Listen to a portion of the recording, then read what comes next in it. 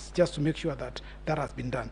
And this exercise was carried out. And we'll show you by the videos that will be played that, in fact, the members of the commission, the commissioners, were involved in the exercise that was being undertaken at the National Tallying Center.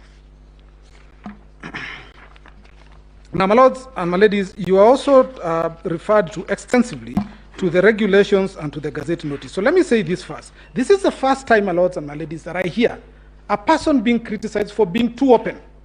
The chairman informed the purpose of a Gazette notice to inform the general public. The chairman informed the general public that he is the returning officer for purposes of the presidential election. He didn't need to do it, yes, but he did it. And he is being criticized for that very act of informing the public that of this fact. Secondly, they are now saying that because of the forms being in the public portal, it was possible for those forms to be interfered with in some way, and we'll show that there was no such interference. But the criticism now is you are too transparent. You are just showing people things. Even your numbers, you are showing them. That is the complaint. And my lords and my ladies, this court has gone to great lengths to say that under Article 10, transparency is an essential ingredient of governance.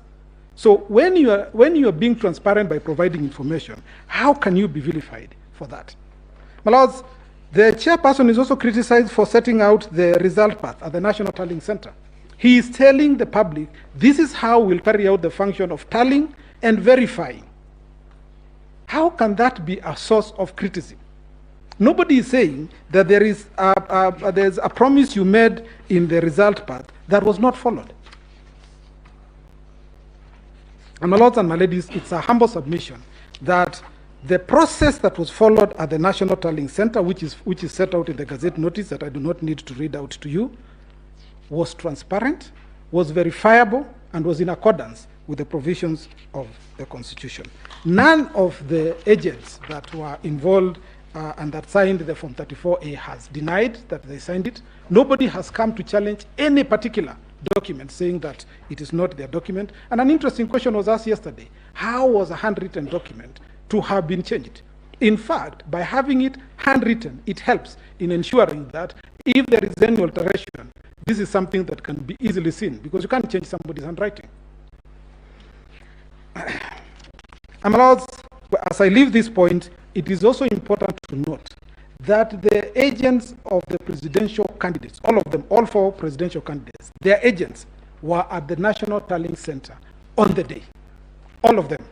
They participated in the process of tallying and verification. None of them has sworn an affidavit saying any of the numbers that were being, or the exercise that was being undertaken was wrong. None of them has picked a document, and they were allowed to take copies of all the documents. They were allowed to take images. None of them has complained about that process. Then we go to the issue of the 27 constituencies, and this makes me feel very sad. Because, my lords and my ladies, as this process was going on the 15th of August, at about 3 o'clock, the whole exercise of tallying and verifying had been completed, and that is in the affidavit of Marjan and Professor Goulier.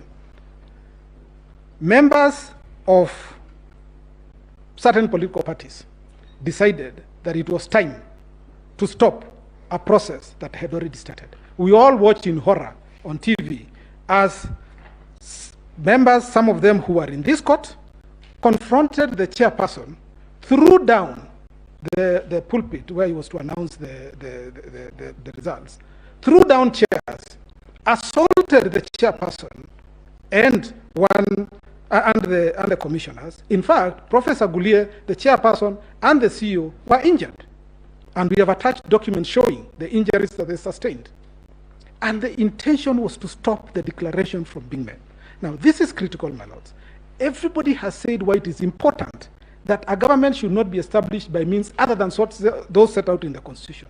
But equally, nobody should stop the process of the Constitution that result in the establishment of a government in accordance with its provisions. Stopping that process is equivalent to preventing the Constitution from being effected. It's a transgression against the Constitution. And it cannot fall from the lips of those people who tried to stop that process to come before you and say the results of 27 constituents were not publicly announced, and yet you know